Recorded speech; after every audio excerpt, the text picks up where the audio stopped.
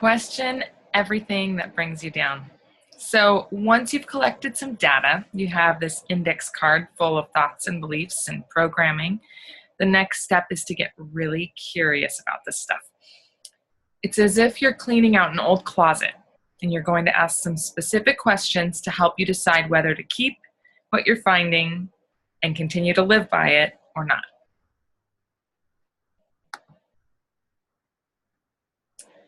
We're going to use the work of Byron Katie, and for some of you this may be a review, which is great, and for others this may be new material. Byron Katie, who you see here, began questioning the thoughts that were causing her anger, her anxiety, and depression, and as she used this set of 5 questions over and over, she began to find peace and freedom in her life.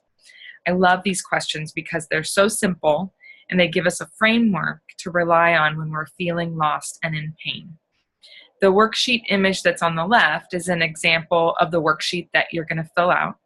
And the book that's on the right, Loving What Is a fantastic resource if you want to dig deeper into this process. There's a lot of material out there to help you do that. As we move through these questions, I want you to have your worksheets available and write down your answers, either on a one belief at a time worksheet, which you can print out, or on a blank piece of paper.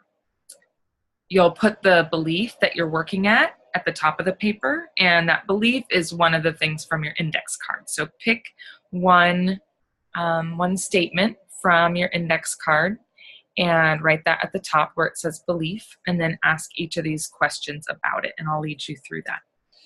Katie says all war belongs on paper, and that this process works best when it's done in writing because our brains are really tricky creatures and they'll try to wiggle out of whatever light we try to shine on them. So doing it on paper or with another person, if you have someone to ask you these questions and facilitate for you, that works really well too. But doing it in your head on your own is not helpful because it's hard to pin down some of these answers when we do it that way. So the first question, is it true? And this question, we want to talk directly to that pained, angered voice inside of you. So the AM channel, the asshole brain, that petty place, that raw, upset place in you, we want to speak directly to that place, and we want to hear what that voice has to say with this question. So as you ask of your belief, is it true? And I gave an example here. So you are probably working through your own belief, but an example for me is Ray should listen to me. And so there's a place in me that says, yes, that's true. Absolutely, that's true. He should listen. So that's where we want to be right now. So when you feel that yes, and sometimes for me it feels really self-righteous, like, yeah, of course that's right, then I know that I'm talking directly to the right place. Number 2, can you absolutely know that it's true? Now we're going to start to, so we're like holding this belief in our hand, this thought, this idea, this programming, and we're going to try and look at it from every angle. We just want to get really curious about what it is and what it looks like and what it entails for us. So we're not trying to force it away. We're not trying to change it. We're just really trying to look at it and inquire into it like a scientist would do. So some additional questions that can help us look at whether it's absolutely true, like whether it's 100% true all the time, in all situations. Some additional questions here. What's the reality of the situation? So in my mind, I might think that Ray should listen to me, but maybe in reality, he's not listening right now. So what I'm believing is actually opposing what's happening in the world in this moment. Can you really know what's best for another person in the long run? Sometimes my beliefs that I'm questioning like this are about another person and what they should or should not be doing. And when I think about, can I really know what's best for another person in the long run? No. I can barely know what's best for myself in the long run, and I don't live in that other person's skin. So often when I ask that question, that helps me to see from a different angle. Oh, right. This is someone else's life that I'm imposing my beliefs and my judgments on about how they should or shouldn't be operating. Next question, would it be for your highest spiritual good if reality complied with your wishes? I love this one. So this is asking about kind of what's best for me in the long run. And really what this means at the root of it is it always best for me to get my way? So in this moment, maybe I really want Ray to listen to me and he's not listening for whatever reason.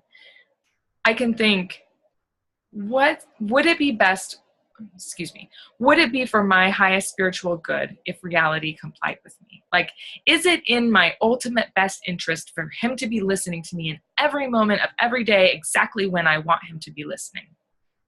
Maybe not. And I can start to see that. Okay. And it means that, I love this one. What am I making it mean?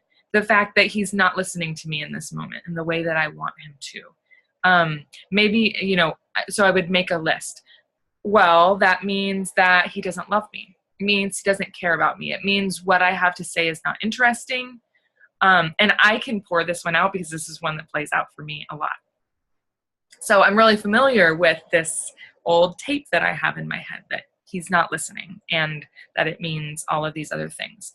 So it can be really interesting to see what beliefs are hooked on to this initial belief that comes up. Sometimes the initial belief that we notice, like in this case, Ray should listen to me, actually is just the surface level of a whole lot of deeper, older, more foundational kinds of beliefs. And you could start to work down in that way and dig down into the roots, just in order to see what's down there.